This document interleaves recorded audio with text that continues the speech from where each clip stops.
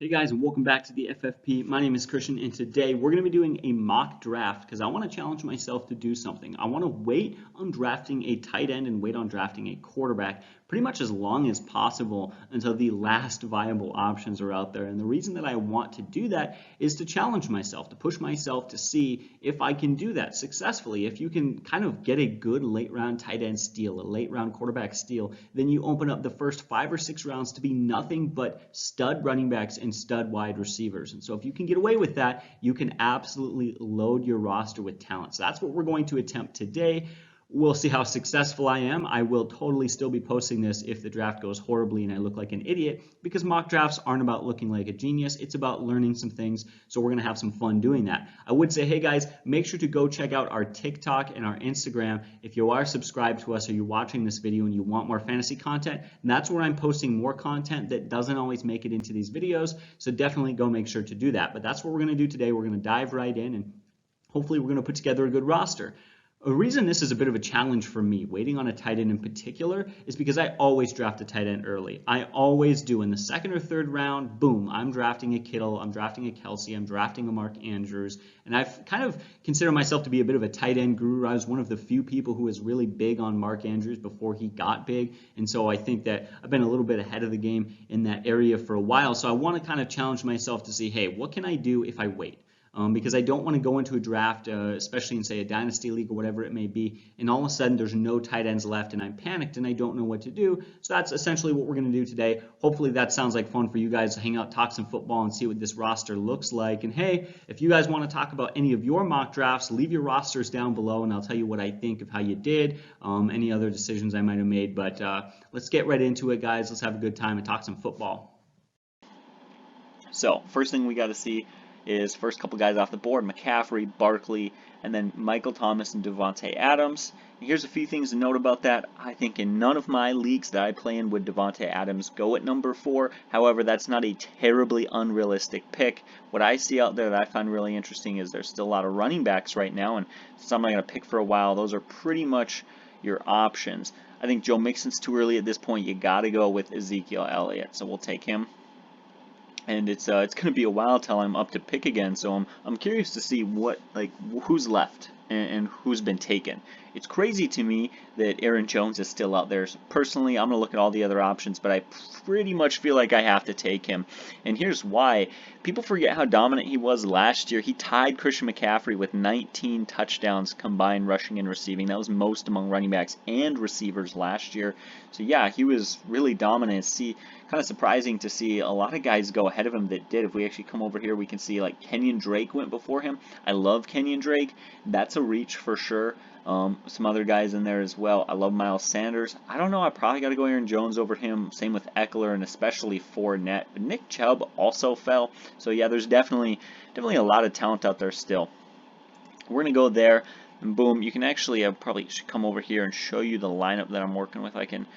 There we go. Get the roster pulled up. We got our running back set. Now it's time to decide what else we want to do. And my challenge for myself in this draft is to wait on a tight end. I don't want to always draft a tight end early, and the reason for that is it's kind of my habit. It's my go-to. Take an elite tight end in the first 3 rounds and then don't worry about it. Well, in case that doesn't happen in one of my leagues this year, I want to worry about it now. So we're going to get some practice and seeing what some other options are out there. There's still some unbelievably talented receivers. It's crazy to think right now I could still get Mike Evans. What people don't realize about Mike Evans is he got hurt and missed a couple of games. Had he not missed those games, he would have finished with the 3rd most fantasy points among all wide receivers. He's the 3rd best wide receiver. In fact, according to last year's stats, that may not exactly prove true for this year, but we can actually go through and see which wide receivers have been taken so far, and tell you right now for sure it is a lot more than 2. But, I wonder where we looked that up at. Anyways, we're just going to go ahead and draft him. There's the draft board. So there's 1, 2, 3, 4, 5, 6, 7, 8, 9 wide receivers before him. Just missed out on Kenny Golladay, but really I'm not complaining at all. So let's go take Mike Evans and secure a stud wide receiver 1. And yes, Chris Godwin got taken like over a whole round before Evans, but I do think that he's probably the better option. There's Terry McLaurin out there because we still do have to lock up another wide receiver. I'm going to wait on my quarterback, and I do like Terry McLaurin, but he does make me nervous. I like A.J. Brown more. Let's see who's been taken and the kind of trends. So since we took, actually let's go further back because I kind of forgot to do that after Aaron Jones. DJ Moore went, which knows you get your first tight end taken in round 2, pick 10. So the late second round, Kelsey goes, and so does Lamar Jackson as the first quarterback. Then Kittle goes, and Pat Mahomes goes. So you get the top 2 QBs, and now there's no way I'm drafting a quarterback for a long time. Those are the only 2 guys that I would consider drafting in the first, even 5 rounds. And so going to wait on a quarterback. The top 2 tight ends are gone. You could see if a guy like Mark Andrews was out there. Typically, this is where I would take one of those guys, although I believe Mark Andrews was also drafted earlier. But, maybe go out and draft a Darren Waller or whatever now, so you don't have to worry about it. That's not my strategy for this mock draft. Again, I'm trying to get used to the idea of not doing that every single time because it is somewhat a bad habit for me. Looking at their Metcalf is out there. Stephon Diggs is still out there. Man, there's a lot of talent out there, but I think you got to go A.J. Brown. A.J. Brown was phenomenal last year. He had over 1,000 receiving yards, and he had to deal with Marcus Mariota as his quarterback for, I think, 4 games, was it? That tells you how dominant he was. I think he is truly going to be one of the best receivers in the NFL. Looking forward to the next couple of years. So there we go. We got 2 running backs. We got 2 wideouts. Now you could start looking at some other options. Like I said, I'm still going to wait on a quarterback, and I'm not going to take a tight end because that's what I'm trying to do for this video. So it's pretty much for me, it's another wide receiver. But let's again take a look at some trends. Terry McLaurin did go. Melvin Gordon, Parker, Waller went as well. You get T.Y. Hilton, Carson, Le'Veon Bell went. It's interesting to see Le'Veon Bell fall to round 5. I'm not a huge Le'Veon Bell guy, but in a PPR league, he's a fair deal for a 5th round pick. Jonathan Taylor, that is interesting. Early 5th round, a rookie running back who will be competing with Naheem Hines as the PPR guy, as that receiving back guy, and then they've got Marlon Mack, who was okay on the ground. He was a bit of a disappointment if we're being honest, but he wasn't horrible, so that might be a little bit of a reach, maybe a little bit of a mispick. But you can actually see a great way to kind of check on some trends is take a look at this team name, and we can actually come over here, where is it, rosters, and we'll see what they're working with. So they got Pat Mahomes, took Taylor. They got 3 wide receivers. They got very good wide receivers. Terry McLaurin is your wide receiver 3 is phenomenal, but they definitely are not sitting too hot in the running back position. Jonathan Taylor is a guy I love, by the way. I do love Jonathan Taylor. I think he's very talented, but I don't think that Jonathan Taylor is going to be the safest pick. As much as I like him, as talented as he is, it's hard for me to say, yep, Jonathan Taylor is an awesome guy to go out and grab at this point. So, certainly would like to at least secure an Aaron Jones, a Christian McCaffrey, one of those elite backs, so you at least have one. But, good for them. They did get their quarterback under wraps. Their team's looking good. As far as mine goes, where are we? I don't even think I named mine. That's probably a mistake. There we go. Ezekiel Elliott, Aaron Jones. So we got, boom, 4 players picked. We're going for our 4th right now. I like Stephon Diggs. I really do. Josh Allen's not a quarterback that I trust as far as his ability to take the Browns to the Super Bowl, be a franchise QB, but he's got a strong arm, he's got mobility, he buys time, and he loves to throw the ball deep. They've also got their short wide receivers. John Brown and Cole Beasley are solid, dependable wide receivers short. That lets Stephon Diggs become the deep man who can make the big plays, be the explosive guy, and score the touchdowns. It's tempting to take him here. Now, it's a PPR league, so he's going to lose out on catches from some of those guys getting touches, and the fact that he's never been a big catch guy. He's not a PPR stud, so it is tempting to go DK Metcalf. Metcalf has a lot more higher ceiling. In fact, we'll just click on wide receivers as a whole over here. Chark is good too. I like Chark, but his quarterback situation is just too unpredictable for me to really like. We can click on him and just check out some more of his stats though from last year if you're ever looking and you kind of can't remember what he did. 1,000 yards, 70 catches is pretty good, especially considering the situation. He still does make me nervous in this, but this is a PPR league, so he's going to get force-fed as the clear-cut #1 wide receiver on that team, so that does work out pretty well. Funny to see Jarvis Landry is still out there. In fact, looking at all these wide receivers, I'm probably going to get one of these guys later on when I come back. Tyler Boyd's still out there. Who they just suggest? Julian Edelman's still out there. There's some options out there. So let's see at running back if there's anybody worth taking.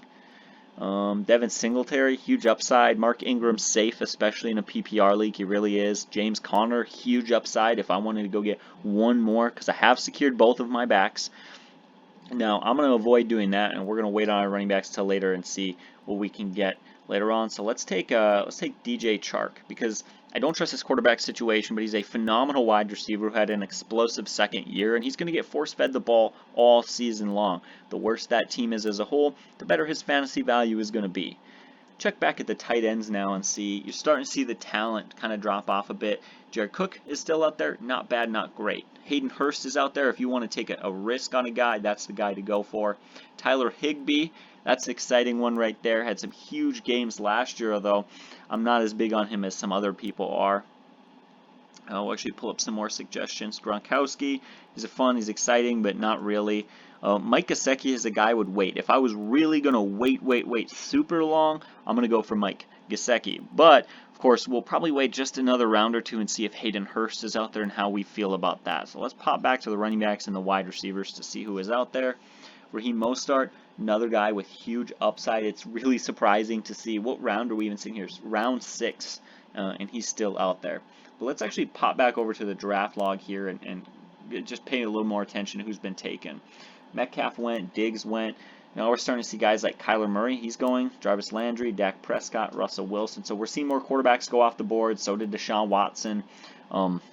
It's no surprise to see Watson kind of fall a little bit as he lost Hopkins. That makes perfect sense. But it is kind of surprising for me to see that Russell Wilson was taken after Dak Prescott. He was taken after Kyler Murray. He was taken after quite a few quarterbacks, actually. But there's still some running back options out there. Like I said, I like Raheem Mostert, and I could maybe even wait another round on him. So let's pop over the wide receivers. Is there one more, must-have wideout out there? It's not really looking like it, but we can keep looking for some options. Brandon Cooks in the PPR, he's going to get force-fed, and I think that's a term I've used a few times now in this video, where it's just the truth. They are going to throw the ball his way because they don't really have much better options. But ultimately, you look at, there's no must-have receiver out there. There's just not. It's pretty simple as that. So why don't we hop over here and go get one more running back? I'd love to take one of these guys, and I'm probably going to go with Raheem Mostert. And the reason why is I love Mark Ingram. I absolutely love Mark Ingram. I think he offers a lot to a team. He's a running back who has a great balance between his production on the ground and his ability to produce in the air as a receiving back. But that running game is primarily Lamar Jackson, and they have a good second back. And they have a running back they just drafted with huge upside. It's very hard for me to see him doing what he did last year. Again, that was a record-setting season. The Ravens had more rushing yards than any offense in a year ever. That is going to regress because teams will focus on the run. They will key in on some tips and some tricks that the Ravens were using. They're going to adjust, and they're going to slow down that offense a little bit. They're not going to stop it. The Ravens offense is a great offense, but I don't think it's going to be quite as dominant as it was last year. You throw in another running back into the mix, already had a good second back. I begin to question what Mark Ingram's season is going to look like this year. I don't necessarily trust him, so I'm going to go with Raheem Mostert, who, quite honestly, I think has more upside, and he probably even has a higher floor, purely off of the fact that there aren't so many running backs there, so many guys who can run the ball there. So let's go with Mostert, and that feels good. We've already gotten into our bench, even though we haven't secured, 4 starters, but that's okay because we're going to have to deal with running back injuries or running back buys or a lot of problems like that. However, I am seeing that 2 of my wide receivers have week 7 buys, so it's probably a time to go and address that by taking a wideout before there's not too many options left. Seeing what we've got available right now. Well, actually, keep forgetting to do this. This is something that I think a lot of people should do. I tell a lot of people to do this, and this is keep track of the draft log over here and pay attention to trends. I was hoping to snag Marvin Jones as my solid, reliable bench guy, but he was already taken.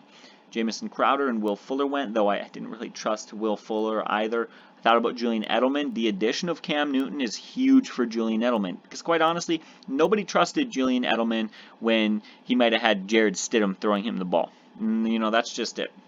But you throw in a veteran quarterback, a former MVP, a guy who played in the Super Bowl, Cam Newton, who's angry on a revenge tour. I think he is bought into the kind of the Patriot way. You can see that by his contract. I mean, if he hits all of his bonuses, he's going to be making less money than 3 backups. That's just crazy to me. So Cam Newton coming in, Cam Newton himself doesn't have huge fantasy value, but he does give some added fantasy value to Julian Edelman. Too bad he was already taken. Looking at our options here, probably go with Brandon Cooks. I know that sounds crazy, but he has been very productive when healthy. The question is he healthy? Down here I see Deebo Samuels. I like Deebo Samuels. I just don't trust Deebo Samuels. There are a lot of very talented young wide receivers in the league right now, and I think he's one of the most talented out there. He is a stud wide receiver.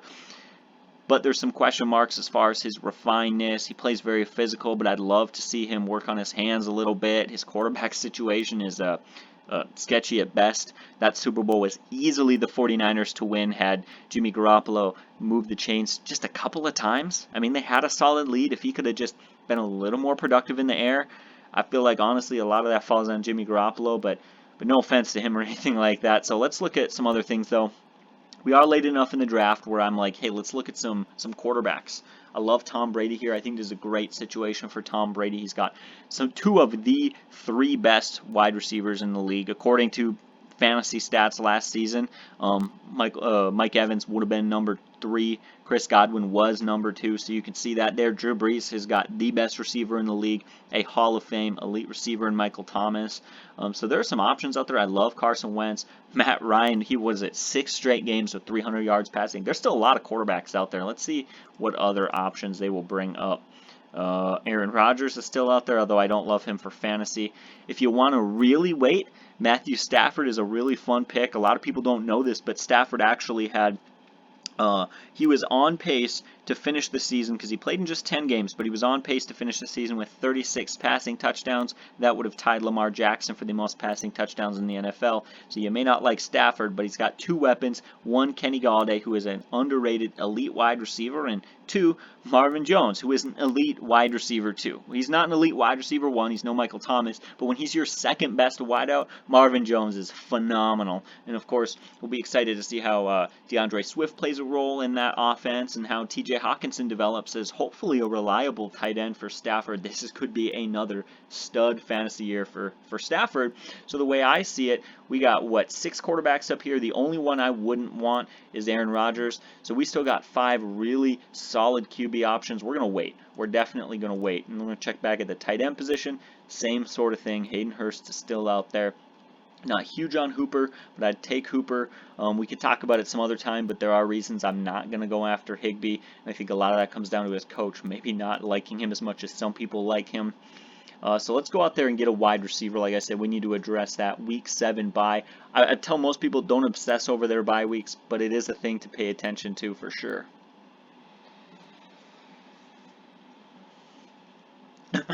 Anyways, we'll go back here, take a look at some more trends. We're starting to see some more rookies going out there. In fact, quite a few. Was that CeeDee Lamb went, Jefferson went, Keyshawn Vaughn went, Cam Akers went. That's 4 rookies in a row, followed by Tariq Cohen. So there's quite a few young guys being taken in there. Funny enough, Aaron Rodgers gets taken, Carson Wentz gets taken, Drew Brees gets taken. So there are a few quarterbacks that were taken since I was last up. And we have secured 1 bench running back and 1 bench wide receiver. So I think a lot of people are seeing there might be a run here on quarterbacks. I think a few more might go, and it is tempting to go out and draft one. I'm going to try to wait 1 more, and the reason I'm going to try to wait 1 more is because I think this is my short run as opposed to my long run, where I'm not going to have a ton of picks in between my 2 selections. And even pulling up more options, it's hard not to see a guy like Daniel Jones. Daniel Jones had some phenomenal games last year, and a lot of people don't know this. His 24 passing touchdowns were the 3rd most passing touchdowns by a rookie quarterback ever, and it's crazy to think he didn't even play a full season. I think it was, 12, 13 games that he played. Had he played the full year, he was on pace for a 32 touchdown season as a rookie. Easily would have been the best ever. That doesn't mean he's going to be a great quarterback. Number 2 on the list is Baker Mayfield. Not necessarily supporting that case so much, but you see there's a lot of potential there, and there's still Stafford, there's still Brady, there's still Matt Ryan. I'm going to wait, because again, I see 4 quarterback options that I'm fine with, so let's go secure another position. We could start looking at kickers. We could start looking at defenses. I'm not going to do that quite yet. Part of that is I love to stream kickers and defenses, and you know why? The leagues that I am in, not so much in the leagues that I'm in, but a lot of leagues and most leagues, people get lazy. They do not want to stream every week, be worrying about changing their defense and their kicker in and out based off of matchup. I enjoy it. I'm going to capitalize on it, and I'm going to go out and get those talented guys and play the right matchups week to week.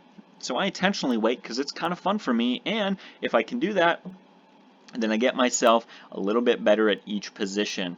So it looks like we could still wait on a guy like Hayden Hurst. Looks like the highest he was taken is, you can actually see down here, 63rd overall. The worst was 142nd. I wonder where we're sitting at overall right now, but I'm not gonna worry about it too much. Again, there's still quite a few options out there. Like I said, if I had to wait, if I missed out on Hayden Hurst, I'm gonna be fine with Mike Gesicki. I'm gonna be fine rolling week to week at tight end. I don't love to do that, but that's kind of the point of this, so we're going to push ourselves to continue waiting even longer. Let's see what running backs are out there, because it looks like the last few guys are probably about to go. Ronald Jones is still out there. If this were a standard league, I would be all over that pick, but it's not, so I'm a little bit hesitant. I feel like you got to go James White. James White's going to see a lot of targets from a new quarterback. He's going to see a lot of usage, and he's been a PPR stud over the last few years. In fact, it was, 2 years ago, I believe, he had like 7 receiving touchdowns. It's absolutely insane. I feel like you got to take him, and again, he's not even my 3rd running back. He's my 4th running back. And after taking James White, I'll be able to go out and just hit on a bunch of rookie guys and just take shots and just maybe make a trade, right, or gamble. So I don't have to worry about that. So that's actually what I'm going to do here. I think a lot of people would secure another position, would be worried about getting a quarterback. I'm not worried about that. There's a reason when we came to this quarterback page over here earlier, I told you all the reasons I liked some of these guys, like Matt Ryan, Brady, Stafford, Jones. There's a reason for that because there is still quarterback talent out there, and I'm going to be just fine without a quarterback at this point. I do feel like I need another wide receiver. I definitely feel that way. Preston Williams is a really tempting guy. Henry Ruggs is also pretty tempting. McCole Hardman is also in a great situation. It's honestly hard to argue with any wide receiver who is catching the ball from Pat Mahomes. You see guys like Robbie Anderson and Curtis Samuel. They're both number 2 and number 3 wide receiver behind DJ Moore, so I'm not going to go after that in an offense with Teddy Bridgewater, who seems to be a very conservative quarterback. But looking at it for me, honestly, it's really tempting not to go Preston Williams. I like Mike Williams. He's had some big years, but he really struggled last year as a guy who went over 1,000 yards and only had 2 touchdowns. That's a major concern. And then you realize that Justin Herbert's going to be his quarterback this year. Not looking so hot for him. Kind of all over the place his career has been. So I'm going to go with Preston Williams. In fact, we can even pull that up. Not the most phenomenal year, but he had some really big games. We can even look at some of his matchups here. And I think he could definitely gel really well with Tua. So I'm going to go out there and take him. Again, he's not a starter. He's not even my first bench receiver. We're picking for upside at this point because that's what we need. That's why we draft solid bench spots. There's a reason I do so much research to wait on my quarterback, to wait on my kicker, to wait on my defense, and even in this case, to wait on my tight end. Why? So I can go out early and draft solid bench wideouts and solid bench running backs so that when the late draft comes, I'm drafting purely for upside. I don't want to be in the late draft saying this dude is good enough or I need this. I'm not saying any of that ever. It's purely about what I want, and that's really nice to be late in the draft picking for want and not for need. Now we can start looking. It's so funny. Higbee, Hooper, Cook, Hurst, they're still out there. The quarterbacks, Ryan, Brady, Stafford, Jones, they're still out there. That's really crazy to see. There hasn't been a run on those positions. You start to see some miniature runs. And really, if you don't know, a run is just when a lot of players at a specific position get picked all at once and they just go boom, boom, boom. You need to learn to tell the difference between small runs and big runs and the differences between them. Now, I've done enough mock drafts to identify that guys like Stafford, Daniel Jones, Matt Ryan, they don't go in runs. They are going to wait. We're still sitting here in the 10th round, and I knew that they were still going to be there based off of experience, and that's why we do these mock drafts, because of getting some experience, and then we can feel a little bit more comfortable, and I can wait so that when that run starts, I know that it's going to end, and it's not going to be a quarterback run that goes all the way through the top 15 QBs. But we'll come over here and get kind of adjusted with some of the things going, and the first thing that I notice is actually all the way down here. the San Francisco 49ers got picked. That means we're going to start getting a run on defenses and kickers, and that's a run I want to get on. I would like to get on top of that. So I'm actually going to go out, and one of the things I like to do in my league is I don't want to worry about both the kicker or a defense for streaming week to week, so I'm going to take one or the other. San Francisco is already gone, so you go the Ravens, you go the Patriots. I'm not huge on any of those options there. I'm really not. So I want to go over here and get a kicker. And there are some really great options. I'm going to go with Justin Tucker. I have a feeling that he is going to be kicking a lot of field goals this year. It's still a very productive offense, but if teams do what I expect and they make some adjustments and slow that running game down, we could see a few more stall-outs in the red zone. Not like they're going to be a bad offense, nothing like that, but I think he'll be kicking more this year than he did last year. And after all, he is probably the greatest kicker of all time. If you don't believe me, Bill Belichick himself said it. And Bill Belichick has worked with Adam Vinatieri and Stephen Gostkowski, two other guys who are on that list of possible greatest of all time kickers.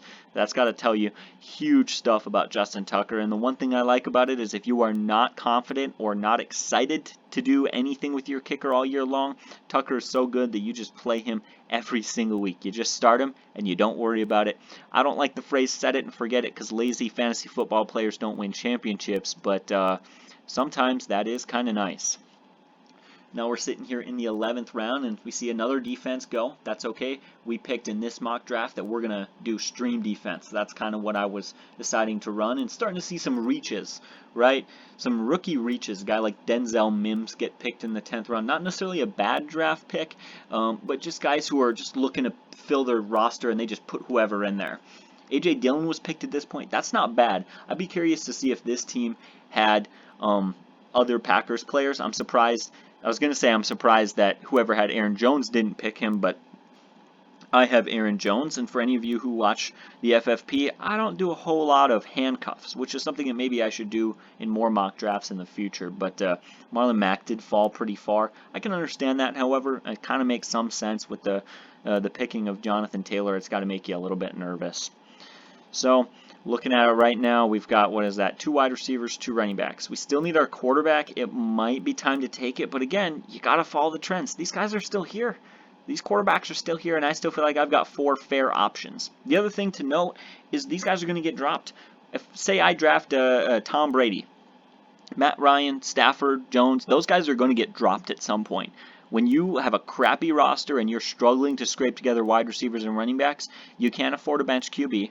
And when he's on a bye, you drop him to pick up another guy. That's what happens. I see it happen all the time, and that's how I've gotten steals. Like, for example, a couple years ago, remember Saxonville, the Jacksonville Jaguars stud defense? Yeah, I picked them up on the free agency because some idiot dropped them. Granted, they were just being stupid, but what do you know? What did they tell me when I asked them about it? Because I was laughing. I said, why did you do that? And they're like, well, I couldn't afford to drop any of my receivers or running backs because I didn't really have great receivers or running backs. This affords me, when I go out and get those backs and receivers early, it affords me the ability to not worry about that so much and to capitalize on other people who are desperately trying to scrape together those positions. So we're still going to wait.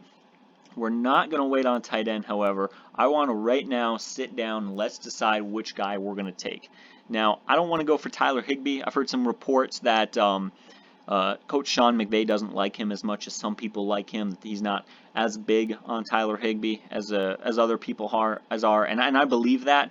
And so I'm kind of going to avoid him, but we do want to give him a brief second to look at some of his numbers. There's his stats.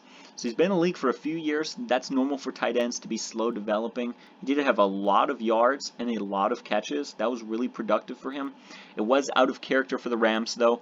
Their running game was awful. They had a team 3.8 yards per carry. That's horrendous. And they were bad defense. They had a bad offensive line. They were throwing the ball a lot. That was honestly a bit of a struggle year for the Rams. And of all those yards, he saw just 3 touchdowns. Now, 3 touchdowns isn't horrible, but we know that the tight end position typically has less yards and more touchdowns. So we come into next year and their running game is better and their defense is better, their offensive line is better, and all sorts of things, and they don't have as many issues. They could be throwing the ball less. Higbee could get less yards and somewhere around the same amount of touchdowns. That's not great news, so I don't really trust him. Not very big on Hooper either. I think it concerns me that he was so fantasy productive last year and they were perfectly willing to just let him go. Felt like in a lot of ways that was the Falcons saying, hey, he's a fair tight end, but we kind of gave him the stats that he had by targeting him so much. I like Jared Cook. He's a guy who makes me a little nervous. He's been in the league for quite a while. I love to pick some younger guys, but he's been very productive over the last 2 years, 15 touchdowns in the last 2 seasons. So I'm probably going to go with Jared Cook, but Hayden Hurst is another guy to consider. Did come onto the scene as a fairly solid tight end last year, but the Ravens did let him go, and he was a first-round pick, which is exciting, but he's a first-round pick who immediately lost out to Mark Andrews, who proved to be the better tight end. So I'm going to go with Jared Cook, and we're going to rely on his ability to score touchdowns, and he wasn't bad PPR either. 43 catches isn't great, but you have to remember he played just 14 games, and that's another thing. His 9 touchdowns were in 14 games. So we look back at the year before, when he played a full 16 games, what did he have? Over 100 targets, 68 catches, 900 yards. That's a productive season. So let's take Jared Cook at this point. And you know what? To be surprised, I'm kind of surprised to admit that I feel pretty confident in my tight end right now. I really do. So we're just going to go look now and see what's out there. Dallas Goedert's still out there. He's a guy, if he were on any other team, he would be an elite tight end in fantasy, but he's stuck behind Ertz, who is just a phenomenal option out there. And it looks like Matt Ryan went, so we're going to probably see a few more quarterbacks taken soon. Now is the time to draft your guy. The question you have to ask, if you were in my shoes right now, is do you want Stafford or Brady? I like Daniel Jones, but I don't think he's ready to be a trusted quarterback. I think he's going to see on and off of the free agent market, and you'll be able to pick him up other times in the season for a few games at a time. But that's the question you got to ask yourself. Tom Brady, how's his age, and how's he going to play in this new offense? How often are they going to throw? Jameis Winston had big numbers, but Jameis Winston needed big numbers because he threw a lot of interceptions. He was a gunslinger. He was the modern-day Brett Favre. Brady is not the modern-day Brett Favre, and he will not make those turnovers. The question you must ask yourself is, will that limit his fantasy value? Because he won't need these fourth-quarter comebacks and big plays and throwing the ball a ton and garbage time stats, because, yes, Winston had garbage time stats. Probably not. So for me, I'm going to go Stafford, who their defense got even worse this offseason. Garbage time stats is pretty much how Matthew Stafford makes a living. That's no knock on him because it's not his fault, right? He's not a bad quarterback for it. But he does get that. It helps him, and it's a big chunk of his fantasy numbers. We still see guys, it's funny, Jared Goff and Ryan Tannehill are still out there, so, maybe I even could have waited longer on my quarterback. I guess that's another lesson for us to pick up.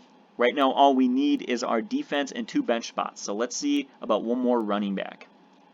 Oh, that is tempting. Alexander Madison is a tempting back to pick because I simply don't trust the health of Dalvin Cook. And I don't like drafting backup running backs or backup route wideouts or anything like that. So it makes me feel like I'm wasting a pick. But it honestly feels like 50-50 that Dalvin Cook will be healthy. So it will be nice to secure one more guy who is really one injury away from being a top 20, top 15 fantasy back. I really do mean that. Nyheim Hines, tempting because it's a PPR league, but I'm going to have to say no just simply because they added another running back in that situation. So let's take Madison. Something that me and Rob here at the FFP, we've always said, we say this about NFL teams drafting at the NFL draft, and for people who are drafting at the fantasy draft, draft for talent, don't draft for need. You want to get the best players on your roster as possible, and that's how you're going to win. Finally, now we kind of look at a wide receiver unless we maybe want to go pick up a defense, which there's still some options out there, some not bad options. Kind of tempting to go with maybe the Eagles or the Chiefs. But let's come back to the wide receivers real quick. Hunter Renfrow was really turning it on towards the end of last season. He played in just 13 games, and yet he still had 50 catches, essentially 605 yards and 4 touchdowns. And he's going to get better and better. He's a guy who was not expected to be a top wideout. Remember that Tyrell Williams was supposed to be the guy, and really by the end of the season we saw pretty confidently, at least for me, Hunter Renfrow was the guy. So I'm going to go out and snag him right now, and we've got one more round left. Let's see what defense we get stuck with. That's perfectly okay if we don't get one, because we will stream from week to week if we have to. And there's still some fair options out there. Tennessee, Philadelphia, those are tempting options. I think the Chiefs are the most tempting for me simply because they're going to move the chains, they're going to score touchdowns, and boom, That's going to create fantasy points. That always has. That's one of the big key components for a fantasy defense, putting up big numbers.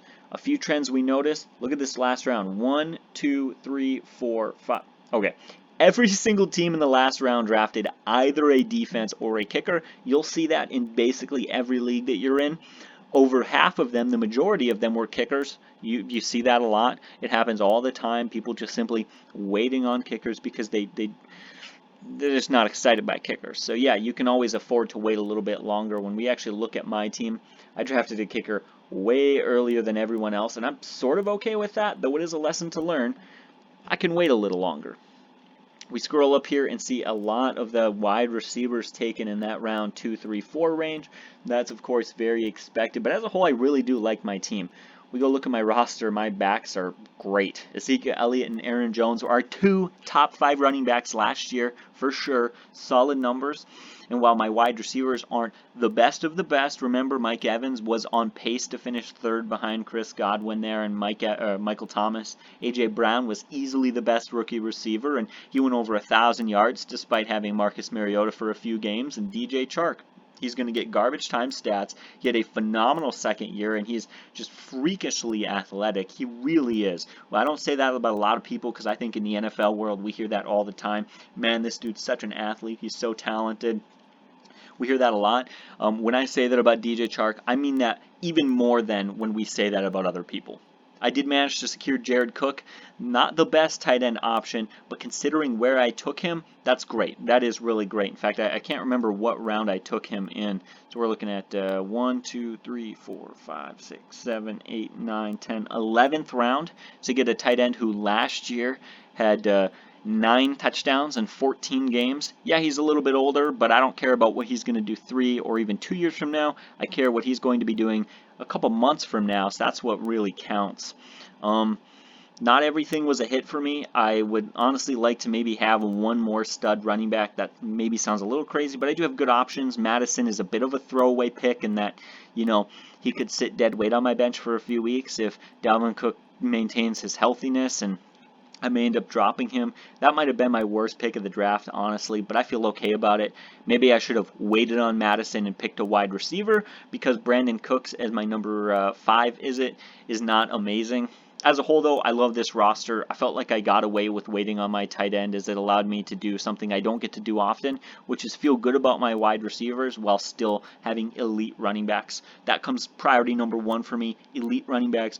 Just right off the bat, that is what I want more than anything else. I will then go straight for my wide receivers, and it looks like you can afford to do so. Again, waited quite a bit on that, and then boom, that kind of started a minor run where we saw Higbee, Hooper, Gesicki, Jonnu Smith, Gronk, a lot of guys go in the next 2 rounds after that, and so I was really smart because there was not what is that? 1, 2, 3, 4 rounds straight without a single tight end taken, and then boom, I took a tight end and that run started. That's a trend to note. There's a reason these things are color-coded on this site, and it's not because it looks pretty, although I guess it does look pretty. It's so you can literally see, hey, there's no red for 4 rounds. That's because no tight ends were taken. Suddenly you took a tight end, and that trend started to pick up quite a bit. So looking at it, we secured a solid kicker, a great kicker in Justin Tucker. Maybe reached on him. Maybe we could have waited another round or 2. But we did see defenses get taken a lot earlier. In fact, what round was that in? Round 3, 4, 5, 6, 7, 8. The Steelers' defense was taken in round 8.